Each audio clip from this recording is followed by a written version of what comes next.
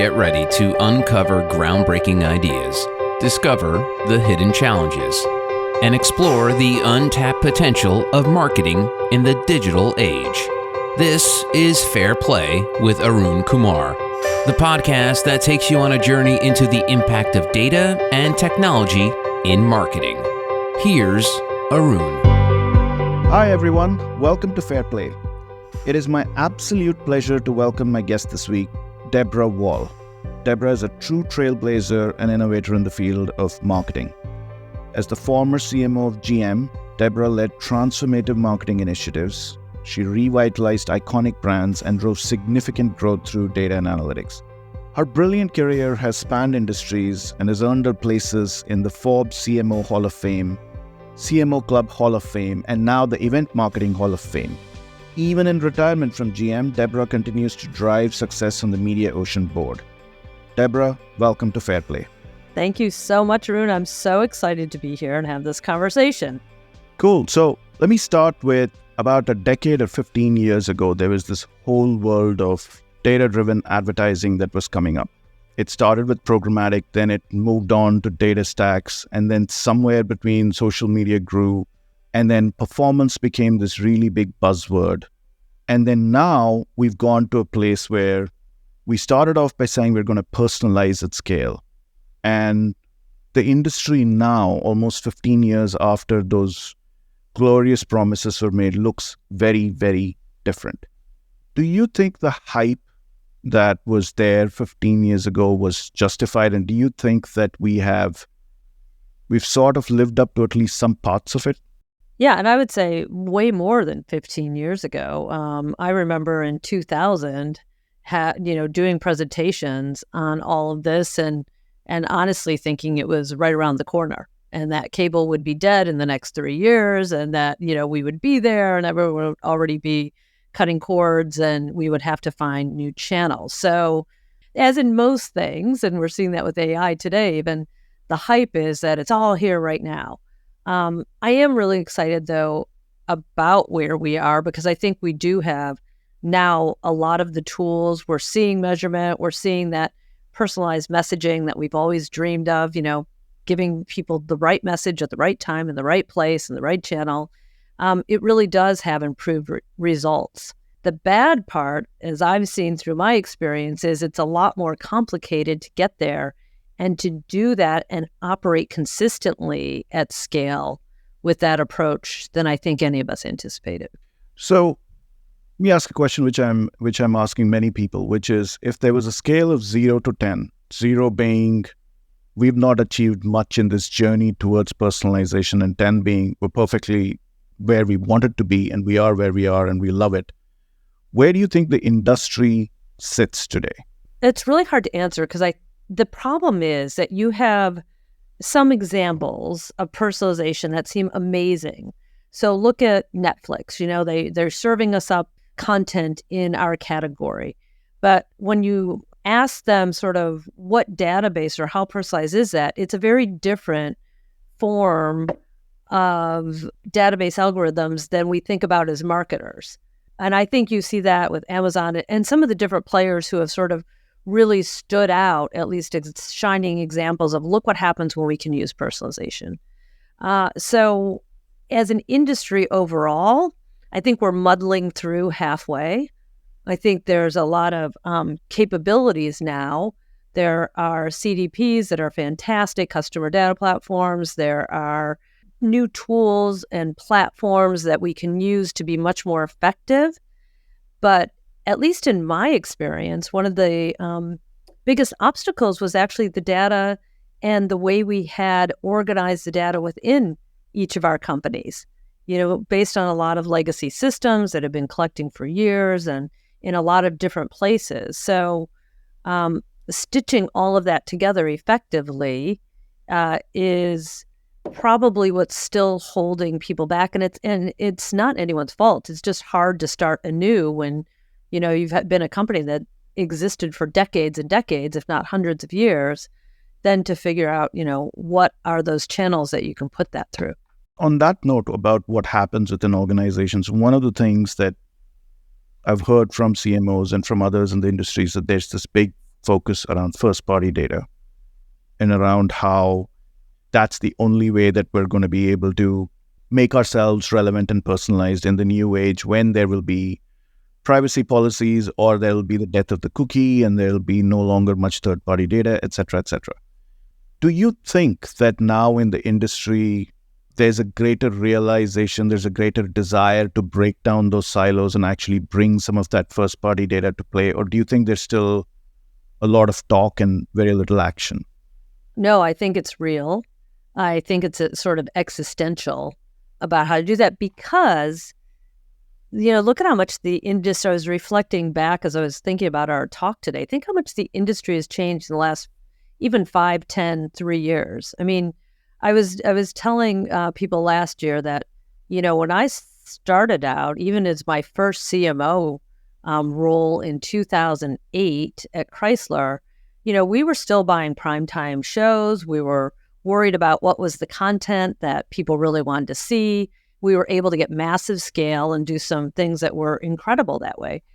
Well, if you think about the environment today, all that is gone. The last place that we had for scale and linear is sports. That's rapidly changing as we sit and think about it. So it's absolutely existential that everyone changes their approach. And the biggest challenge, at least for a lot of, well-known brands, is that they still need to achieve messaging scale, communication scale. They still have a lot to communicate, but there are fewer and fewer channels that provide that kind of scale. So now we have to get much better at the micro approach. Remember talking like 20 years about micro-targeting and all that? We're like, well, it's so new and it's so amazing. And I studied all the political campaigns that were doing it, and, it was fascinating. And I think that's, the reality that most marketers and companies have to be in today. So it's this balance. It's a lot harder, even though there's no more water cooler places. It's still, when you have a moment, that really changes customer behavior quickly, especially if you have to transform a company, or if you're looking for turnaround or doing that. So it is really being much more creative about the day-to-day and how you still get those strategic messages across, and what channels, and how you do that with your first-party data. And then how can you still create community effect? And in fact, that's a really good segue into something where I wanted to ask you this, because this is something which I've seen change a lot over the last decade, which is this whole approach around how do we segment and how do we create audiences. And I remember sitting in these meetings and saying, we're going to develop these audiences based on really granular data sets.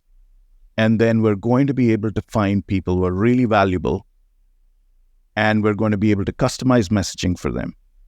And we're going to be able to go to media which actually makes sense just for those people. We would make those audiences, and then by the time those audiences would go through the digital supply chain and land up in various platforms, you would have lost half of them. Or there was no way of actually, in many cases, figuring out that those were the right audiences or not. And then the other part was all the theories around segmentation, which was, do you want to be going reach-based? All the old theories that were there in the 60s, 70s, and 80s, let's go reach-based, let's go weekly reach was what's important. And then the newfangled things of, well, there's a movable middle, where there are some people who are like the independents in politics, they're willing to change, but they're not going to fit many of the audience profiles that you have.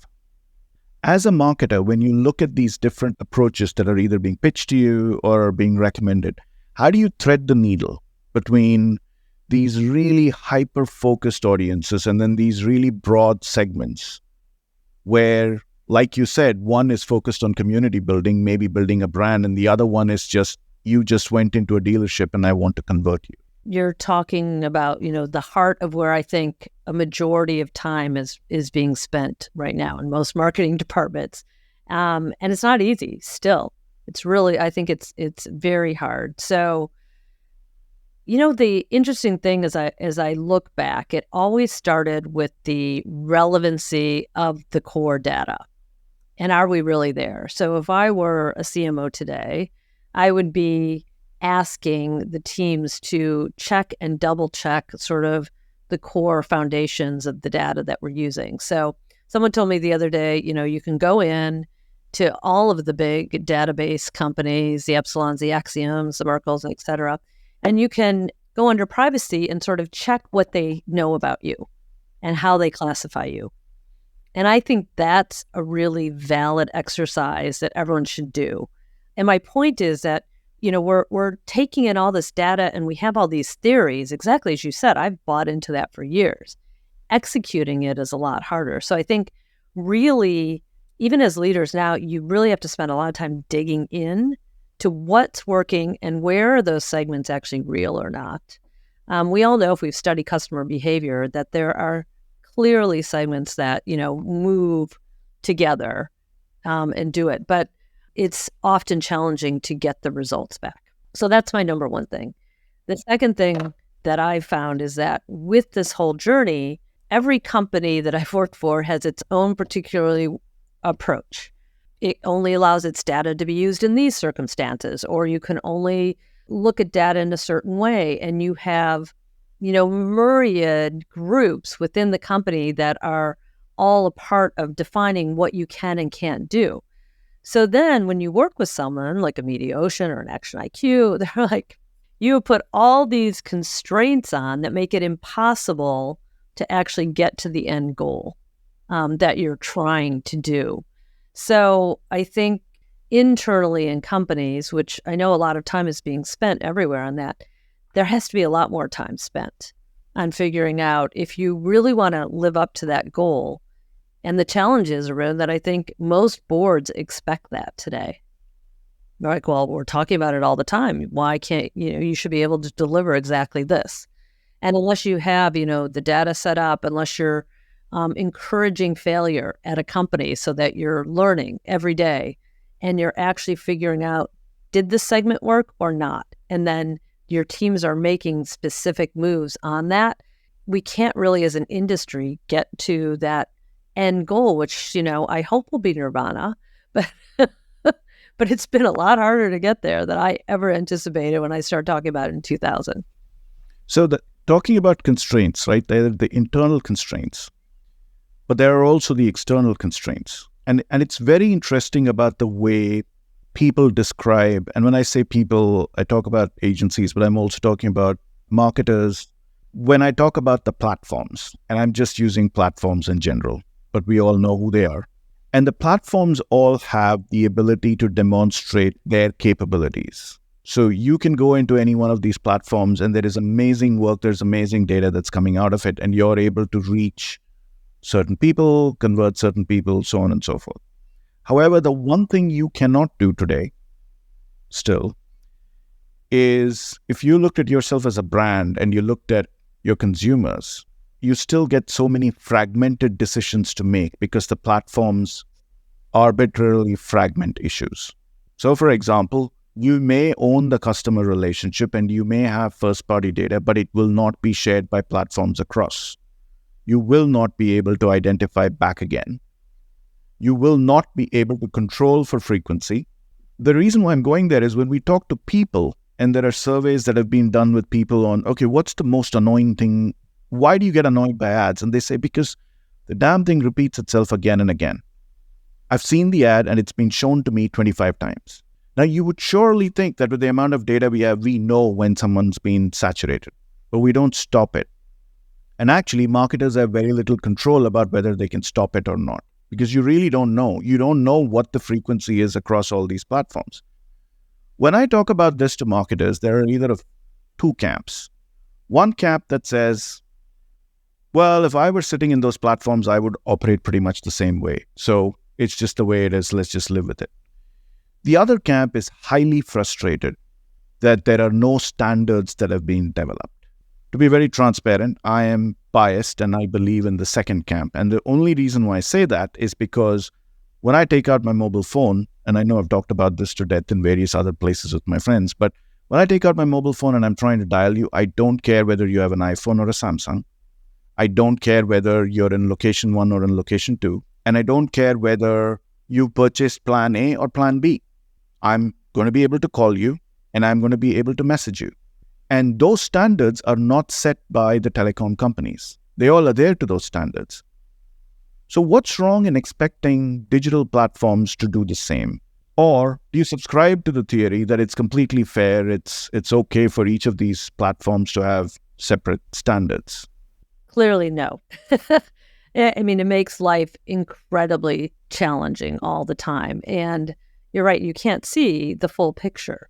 So therefore, being advocates for the marketing industry overall makes it really hard to continue to prove the value that's done with the investment, even though it's clear that they deliver. So that's one thing, yes. Now, I've been involved with the IAB, the ANA, the MMA on all those efforts. And I think, we have a very complicated set of obstacles.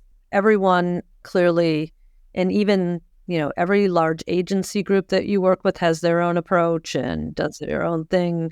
The platforms have their own approach and want to wall off everyone else, so that they can protect. And it's this big game right now. The only problem is, if you look at what's happening in marketing overall, it's at this sort of, are people going to invest? Are they not going to invest? Where are we going? So it's very hard for the industry to look as a whole of what's good for the industry, not what's good for my individual bottom line, which is also very much, because we're marketers, human behavior. So, I think large companies are continuing to push. There's been some great efforts on larger brands to go that way. Or I'm doing board work now. One of the reasons I joined Mediaocean was because it has a non-biased platform. It doesn't care sort of where things come from or go to or who's doing it. Actually has one of the hardest jobs in the industry. It's got to work across so many platforms. Right. And that, of course, requires, a lot of change in that business too. But to me, that's the approach that I think is the best. You want unbiased platforms, which are just simply allowing, you to reach customers in whatever type of channel they're looking for, and that they're open to receiving that message and then following up and giving you the information. So that changes a lot of businesses overall. There's a company like Flash Talking. Again, I'm sorry, disclosure, I'm on the board of Mediaocean, but I think I chose that for a reason, because it has some of these examples. So it's providing dynamic creative opportunities that fit in with all the different channels, that then fit in with the different data pipelines and working to, receive all of those. And I think we need more of that. And then to start showing results and proving that, that really is beneficial. I've always said, our ecosystem has so much waste in it, because we have to go through all these things. We have to keep proving at every step that everything works. So the idea of standards and alignment or unbiased systems can really deliver an enormous amount of value if we look at it overall, which then can unleash the power to go further and to really prove to a marketer's constituencies, their CFO, their board, their CEO, exactly the value of these expenditures.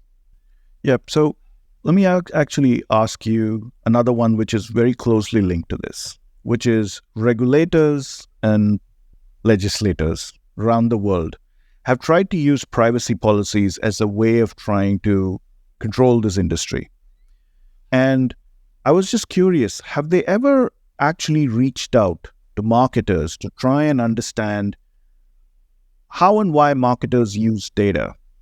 And how could they, regulators and others, etc., actually improve the lot for people? Because in the end of the day, marketers are not getting up every day in the morning saying, we want to abuse our consumers' trust because, hey, that's the best way to make our brand sell, right? If you actually look at the entire ecosystem, the only people who've got a selfish interest in making sure that people win are marketers, because that's what their job is, making sure brands get to consumers.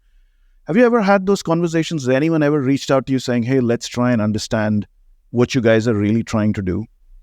That's a great question. No, I don't recall ever. I mean, I know through the ANA, which does a lot of work with Washington, those conversations are had, and the team there sort of gets all opinions together. And we had some legislators appear, at the board meetings and everything to talk about, but that was more presentation versus really soliciting. So I like where you're going with that. I would support you on that, Arun, if you can find a way to organize some. I'm desperately trying to get to a place where I'm even trying to reach out to senators, etc., to talk about this, only because I think we're trying to approach this problem through the issue of rights, whereas this isn't an issue of rights, this is an issue of fairness in a marketplace. It's become an issue of human rights, but it's a little bit more deeper than that. It's about having a fair marketplace. And so if we are all comfortable saying that there needs to be a universal policy towards how shipping industries or travel industries or anybody else operates, I don't see any reason why we should allow individual technology companies to pick and choose whether cookies should live or not live, identifiers should live or not live. And you can't leave standards, in my opinion, to multiple bodies within the industry. I don't think you would have had a space industry if you just allowed the space guys to go out and make their own standards. I mean, you had the government involved at all stages. And I know we all hate bureaucracy and all of that, but at some stage, you've got to have an organization that's actually looking at creating standards. So yes, anywhere where I will speak, but I really found your view interesting, because the fact that no one's spoken to you said, what do you actually want to do with all this data? I would have thought that's the first place as a senator or I would go to the user of that data to try and understand what they use it for.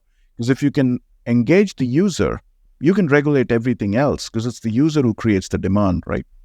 Right.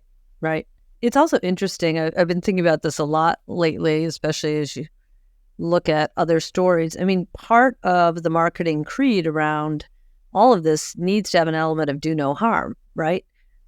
That's what everyone is focused on, but like the medical profession or others, I think that needs to sort of be inscribed in the approach so that there is checks and balances on that side too. But really understanding, because we all know when we receive the right personalization, the right efforts, when it actually works, it's fantastic. And I know in my ROIs that I looked at consistently that when we hit the right targets with the right message, it was 3 to 5 times more effective. And customers appreciated it. And then they found the value that they were looking for, which is, kind of the whole point when you look at the definition of marketing. And so I think if we can do that and continue to push for that, that's so valuable. Well, you're making this way too easy for me, Deborah. I want to find a way to disagree with you on something, but let's stop here. Coming up in the second part of my talk with Forbes CMO Hall of Famer Deborah Wahl, former SVP and Global CMO of GM, Deborah shares her thoughts on the impact of AI on CMOs. I think the technology will help a lot of us, and I think we all have to make sure we understand it, take classes on it, know it. That's one of the challenges today of marketing. Like, you can't sit still. Your degree is outdated the minute you graduate, and you've got to keep learning. This has been Fair Play with Arun Kumar. If you want to uncover the keys to using data wisely and fairly in an ever-changing world, go to arunkumar.com for more insights and resources. Fair Play is a production of Forbes Books.